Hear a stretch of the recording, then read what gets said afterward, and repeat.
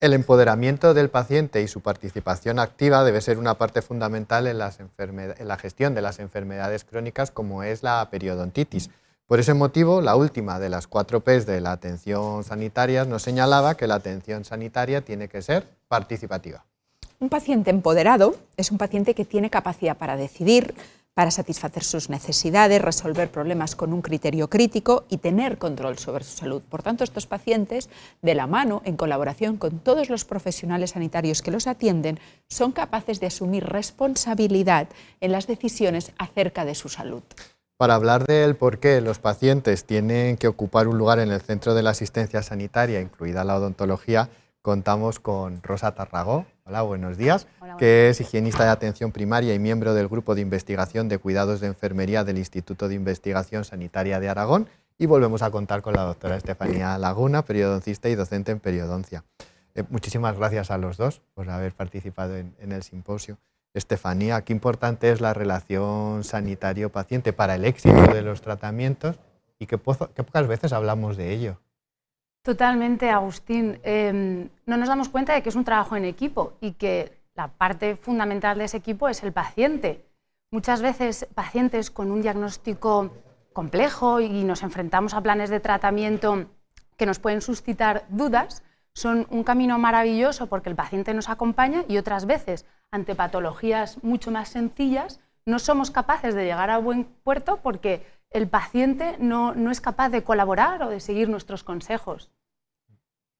Antes de cualquier tratamiento siempre se dice que hay que conocer al paciente. Rosa, ¿cómo podemos determinar el grado de compromiso o de participación que va a tener ese paciente? Cuando hablamos de clasificación en odontología de los pacientes nos encontramos las primeras referencias de House en los años 50 que categorizaba esa clasificación en el tratamiento de los pacientes en las prótesis completas.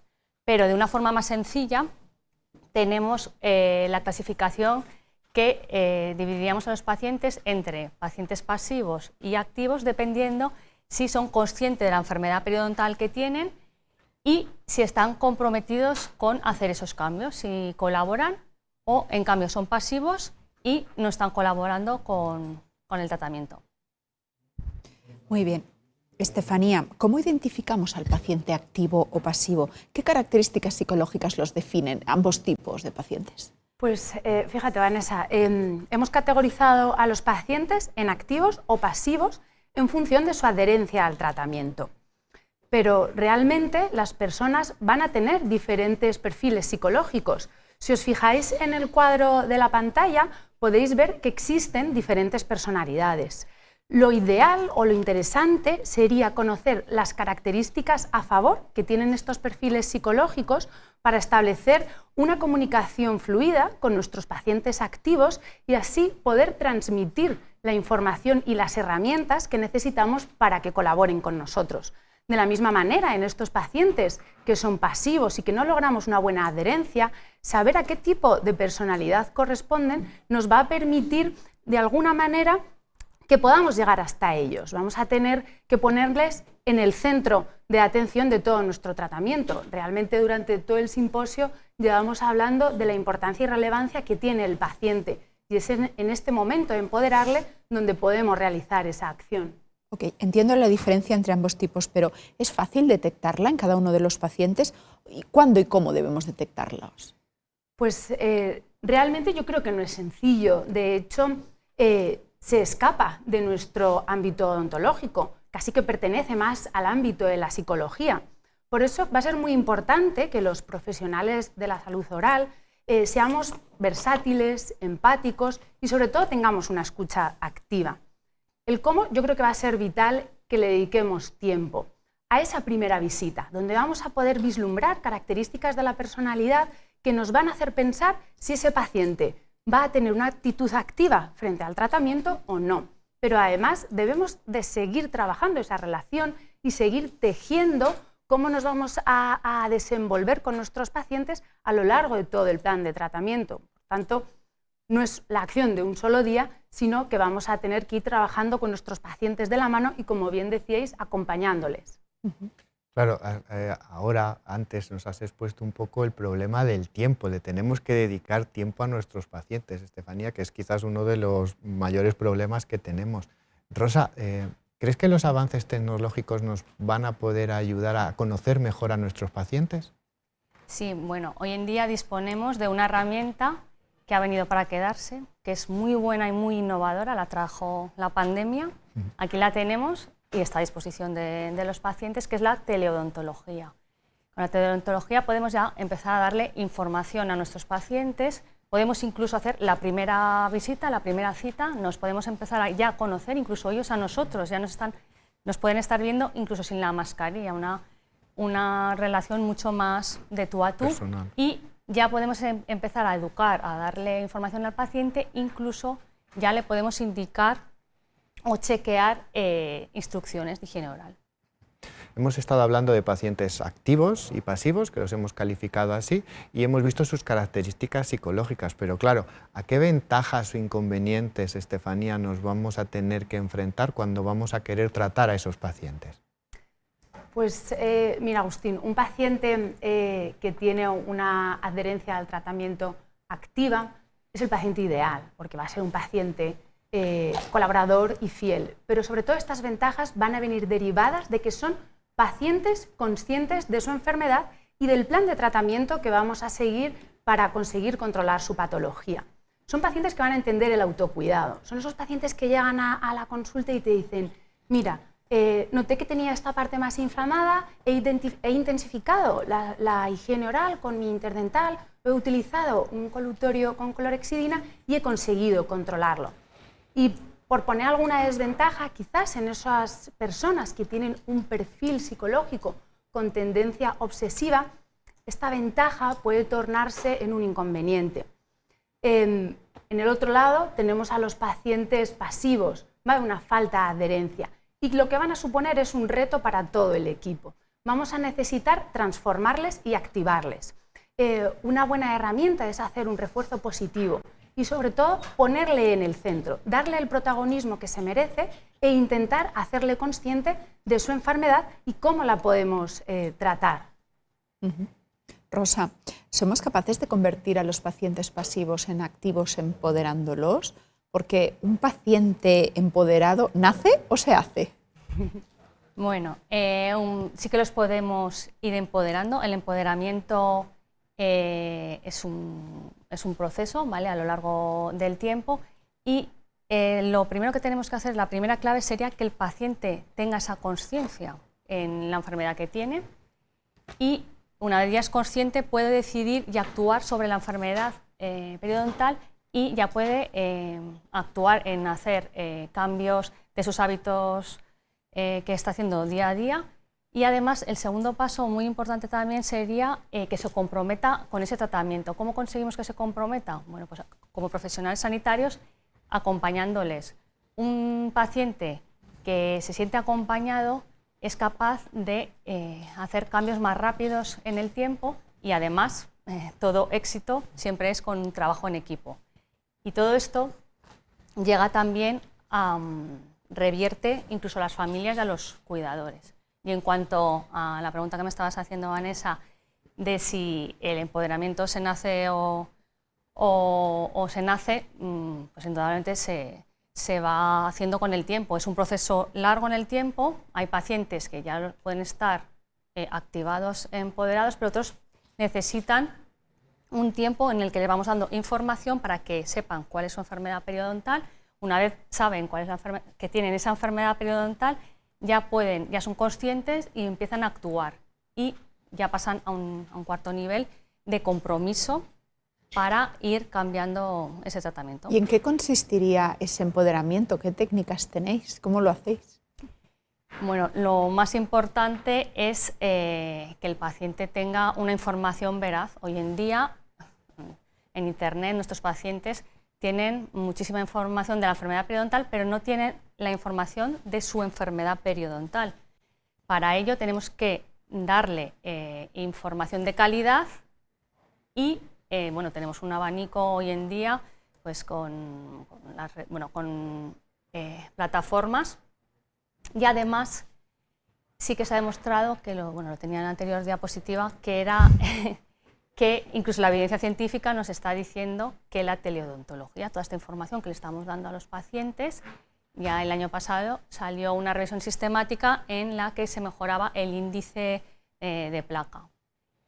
Y para ello, ¿qué le podemos decir a nuestros pacientes? Tenemos páginas web, como son las páginas de la Asociación Profesional de Higienistas de Aragón, de los Colegios Profesionales de Higienistas, en la cual les podemos dar a nuestros pacientes folletos, guías que ya están dirigidas a los pacientes, tanto de su salud general, de la nutrición, de qué tipos de cepillos pueden utilizar. Otra página que está fenomenal, que es la de SEPA, en la que podemos enviar a nuestros pacientes también guías, y además tiene una revista, Cuida tus encías, que le podemos facilitar a nuestros pacientes y pueden ver directos de otros pacientes y ver cuál es la enfermedad periodontal y hacer ese seguimiento con Cuida tus encías. Y ya hay una herramienta que me encanta, que la ha puesto ahora en marcha Dentite y PHB, que esto sí que es empoderar a un paciente, en el cual además consiste en 21 días, que es justo lo que se necesita para cambiar esos hábitos, y además ese acompañamiento lo hace un higienista dental, su higienista. Si no lo conocéis, os invito a que la consultéis en la página o que os pongáis en contacto con vuestro comercial, y me parece maravilloso para justo lo que estamos hablando de ese empoderamiento del paciente. Además, también tenemos apps. Tenemos la de Waterpik, tenemos también la Aula Dental, que podemos decir a nuestros pacientes, incluso tenemos cursos que pueden ser interesantes para ellos, y las redes sociales, en la cual ya tenemos líderes de opinión en salud bucodental que también les podemos indicar. Si nos centramos en pacientes con periodontitis, ¿en qué punto creéis que estamos y cómo veis el futuro en este tipo de pacientes? Pues yo creo que realmente nos encontramos en el inicio del empoderamiento de los pacientes. Quizás muchos, después de oírnos, habéis pensado, ostras, pues yo empodero. Pues saberlo nos va a ayudar a seguir caminando hacia ahí. A día de hoy hay una odontología más participativa, es decir, el paciente tiene redes sociales, hay elementos de información, pero lo que nos gustaría es que esta odontología participativa se transformara en una odontología colaborativa, donde el paciente toma decisiones junto con el profesional. Incluso, ¿por qué no?, que esos pacientes más experimentados o que han tenido la evidencia de pasar por un tratamiento puedan informar a otros pacientes y se establezcan redes de apoyo y de información entre ellos. Rosa, ¿cuál crees que puede ser la función del higienista en este objetivo de conseguir el empoderamiento del paciente? Bueno, pues el higienista dental es la clave, es el pilar fundamental en el empoderamiento. Bueno, si hablamos de la clasificación de empoderamiento, el higienista ya está empoderado, porque está formado, la profesión de higienista nace para hacer promoción de la salud, educación de la salud, creemos en la prevención, 100% prevención, y tenemos un campo brutal, porque no solo en la enfermedad periodontal, en la caries, sino que ahora mismo, incluso en la Alianza por un futuro libre de caries y la Alianza por la Salud General, ahí ya no solo nos quedamos incluso en nuestras consultas, sino ya podemos prevenir hasta 57 enfermedades sistémicas, con lo cual el higienista tiene aquí un papelón y además una cosa muy importante, que es que ya nos lo creemos. Claro, o sea, que es lo fundamental. ¿Y el resto del equipo de salud bucodental, cómo hacemos para que participe en este empoderamiento? Pues mira, nosotras hemos pensado que igual que los profesionales de la salud somos capaces de establecer un diagnóstico y escribirlo en nuestra historia, quizás sería interesante que incluyéramos también esa clasificación de paciente activo o pasivo para que así todo el equipo pueda percibir ante qué tipo de paciente nos encontramos, ¿vale? Una vez que hemos identificado a nuestro paciente, el objetivo es hacerle partícipe. Y ya hemos hablado durante todo el simposio de la importancia de dedicarle tiempo y darle información. Tenemos que poner al paciente en el centro y darle protagonismo. Y para ello, sin duda, aunque los odontólogos estemos ahí, el papel del higienista va a ser clave. Ellas son, y ellos, bisagra para dar toda esa información. ¿Verdad, Rosa? Sí, bueno, podemos tener preparadas sesiones de empoderamiento en nuestra clínica. Podemos dar información que sería, bueno, lo típico que sería como una clase, o mejor aún, ya este empoderamiento esté siendo coach, ¿no? De animar siempre desde lo positivo, nunca echando la bronca al paciente, sino poco a poco, y conforme van mejorando, pues bueno, van llegando paso a paso a que van mejorando en el tratamiento. También podemos hacer estas sesiones, podemos hacerlas individual, de tú a tú, o grupal. Por ejemplo, en la atención primaria que yo trabajo, lo que hacemos muchas veces es reunimos a embarazadas, que lo hacemos en conjunto con la matrona, y además ahí aprendemos todos del paciente, porque la misma embarazada, su experiencia que nos está diciendo, incluso a otras embarazadas, llega muchísimo más muchas veces que lo que les estamos diciendo nosotros de un artículo, claro, o de los libros. Y luego ya tenemos dos formas de hacerlo, presencial o incluso virtual, que podemos llegar incluso a pacientes que viven fuera de nuestra ciudad. Y bueno, la teleodontología sí que es una herramienta que se queda y que sí que estaría genial que ya todos la empezáramos a utilizar. Hemos dicho con anterioridad, y lo seguimos pensando, que cambiar cuesta mucho, y aquí estamos proponiendo todo un conjunto de cambios que en algunos casos pueden costar de aceptar y digerir.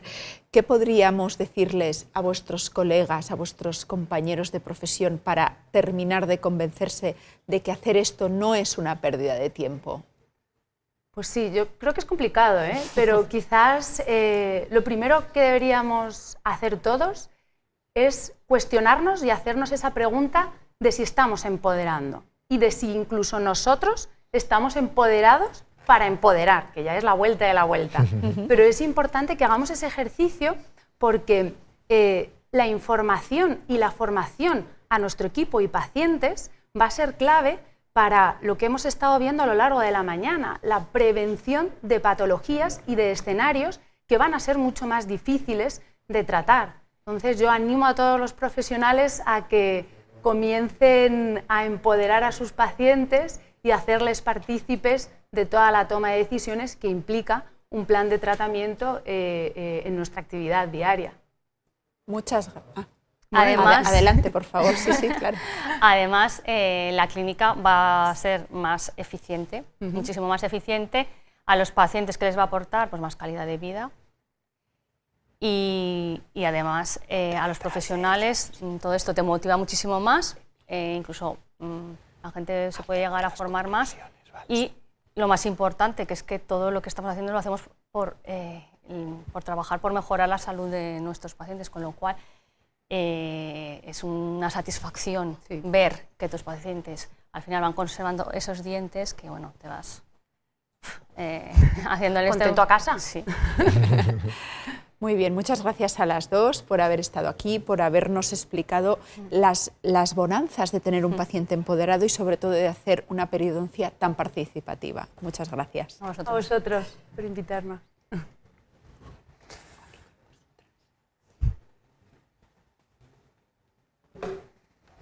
Hablar de periodoncia participativa, del empoderamiento de los pacientes, sin contar con un paciente, pues obviamente nos habría quedado un simposio bastante incompleto.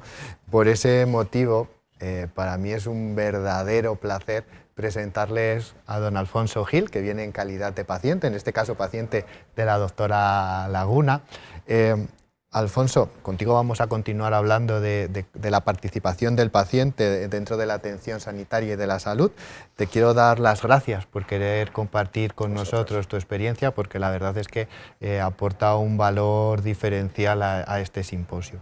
En un momento dado, claro, te tuviste que enfrentar al diagnóstico de una enfermedad crónica, en este caso te la hizo la doctora Laguna, la periodontitis. Nosotros sabemos, porque nos lo ha chivado ella, que te enfrentaste de una manera activa a ese diagnóstico, y queremos saber un poco cómo viviste tu empoderamiento, es decir, cómo llegaste a participar un poco en toda la toma de decisiones y sobre todo cómo te ayudó también la doctora Laguna a conseguirlo. Ajá. Bueno, buenos días a todos y gracias a la organización por invitarme. Yo creo que el punto de inflexión en mi proceso de empoderamiento fue ser consciente de que tenía un problema y que había que solucionarlo. A partir de ahí, también pienso que la actitud que debe proceder es de implicación y de compromiso desde el tratamiento inicial hasta el momento actual, pero sin engañarnos de que realmente es un proceso farragoso y que los resultados no son inmediatos. E intentando también que haya un punto de equilibrio entre la labor indispensable de acompañamiento de la profesional, en mi caso, de la odontóloga que me ha tratado, la doctora Laguna, y ver las posibilidades que tenía yo de participar involucrándome en el proceso. Por lo tanto, en ese sentido, de corresponsabilidad, y cuanta mayor implicación, más se iba a poder conseguir precisamente en la evolución de mi caso. Y en el caso concreto de mi doctora, bueno, la doctora Laguna, para hacerlo más formal aquí en este foro, ya se lo reconoció muchas veces y no solamente porque esté presente, sino yo a lo mejor no hubiera participado en este contexto, ¿no? Yo creo que fue y es clave en mi mayor implicación.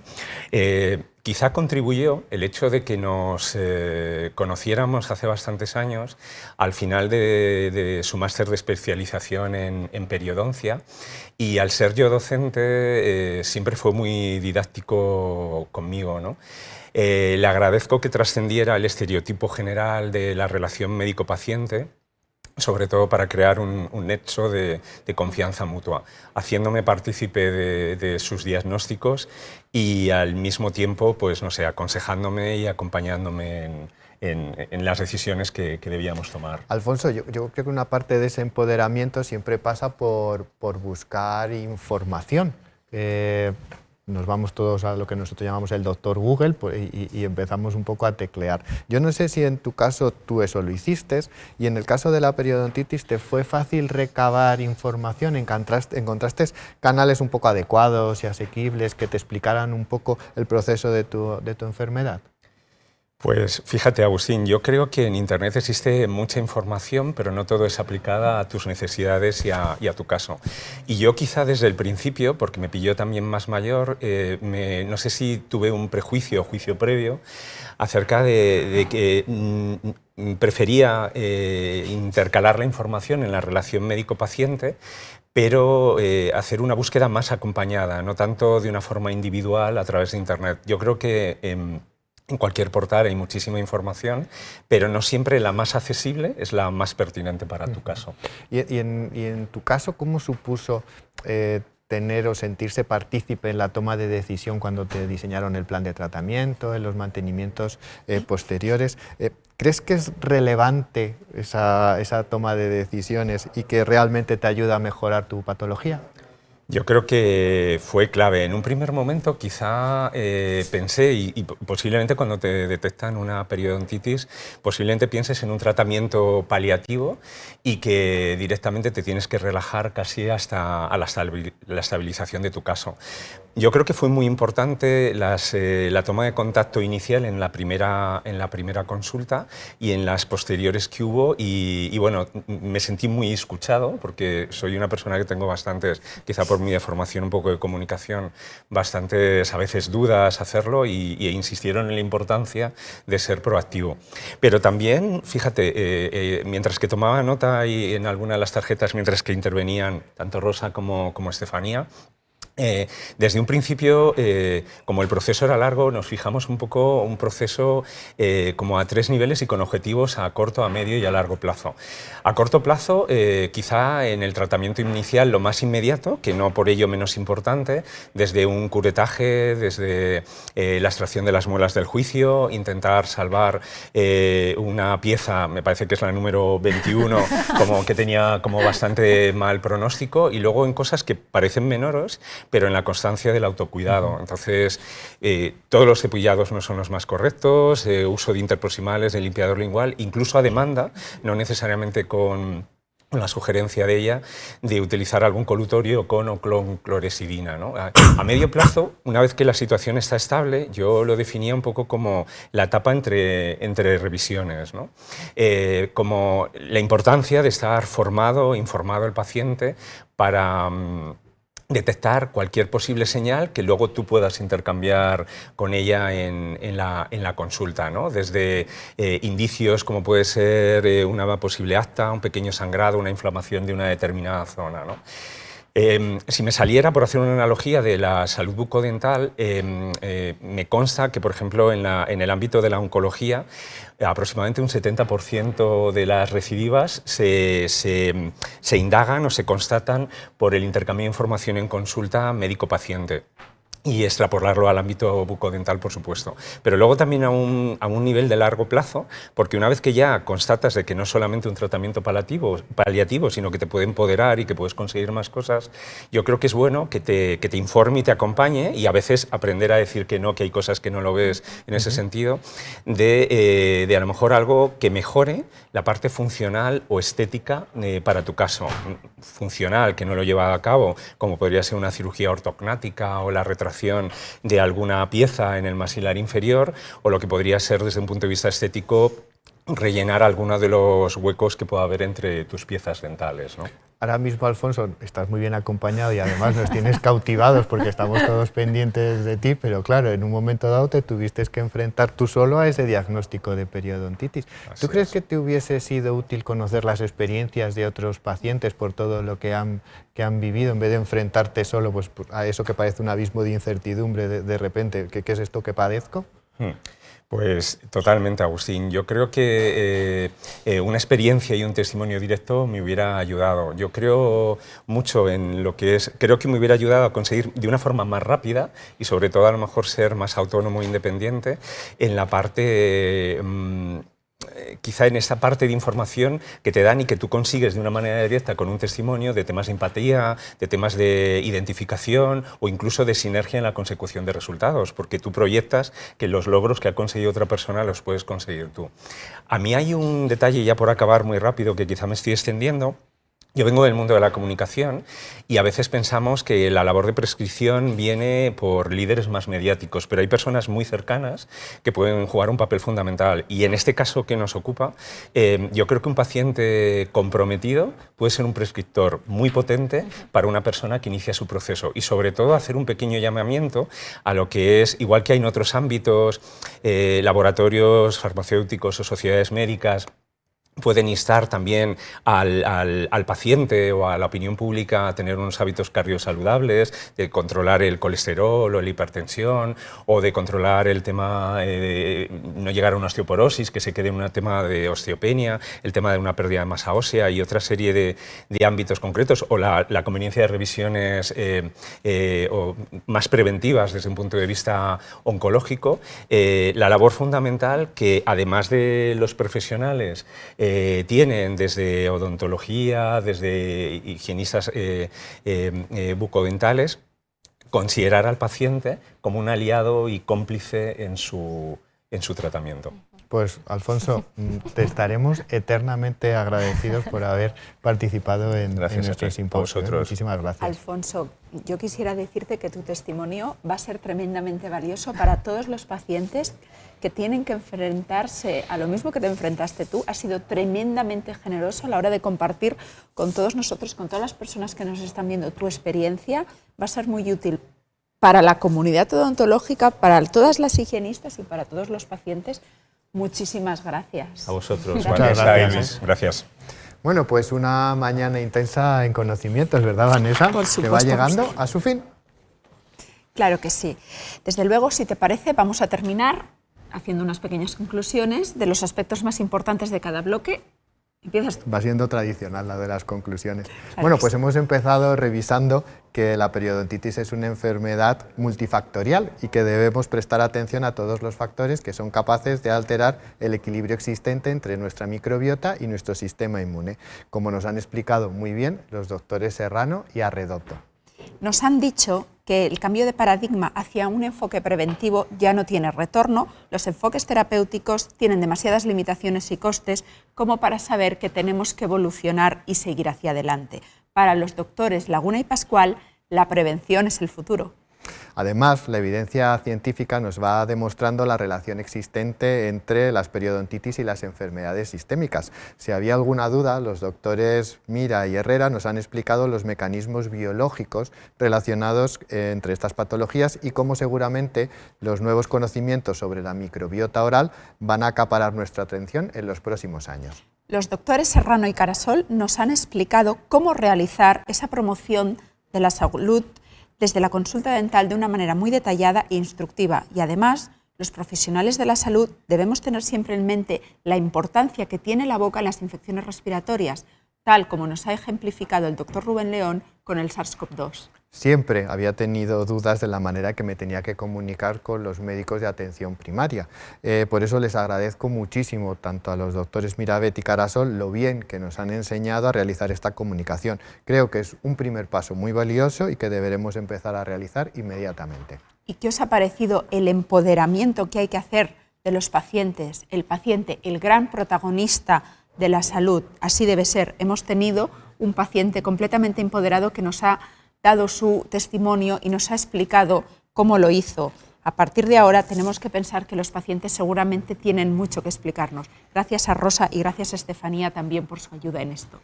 Bueno, pues es hora de despedirse y dar por clausurado el 6º simposio SEPA Dentate.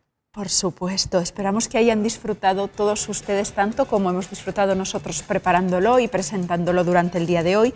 Muchísimas gracias a todos los ponentes que han tenido a bien estar hoy aquí con todos nosotros compartiendo sus conocimientos y su formación. Gracias por su generosidad.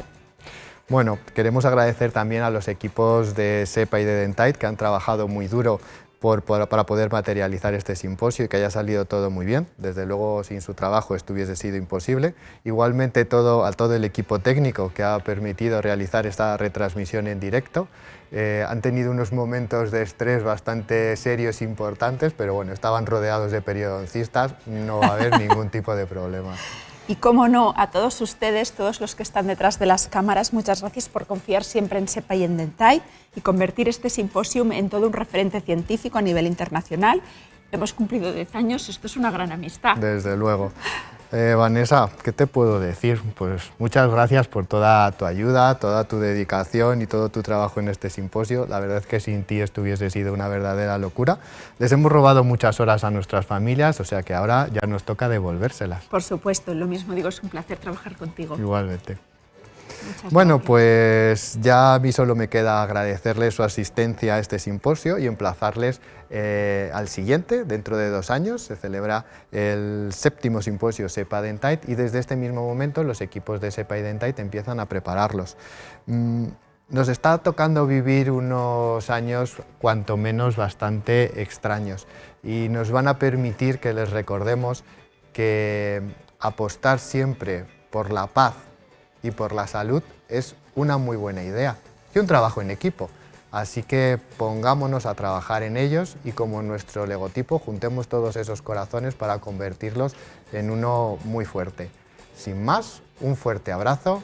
Adiós.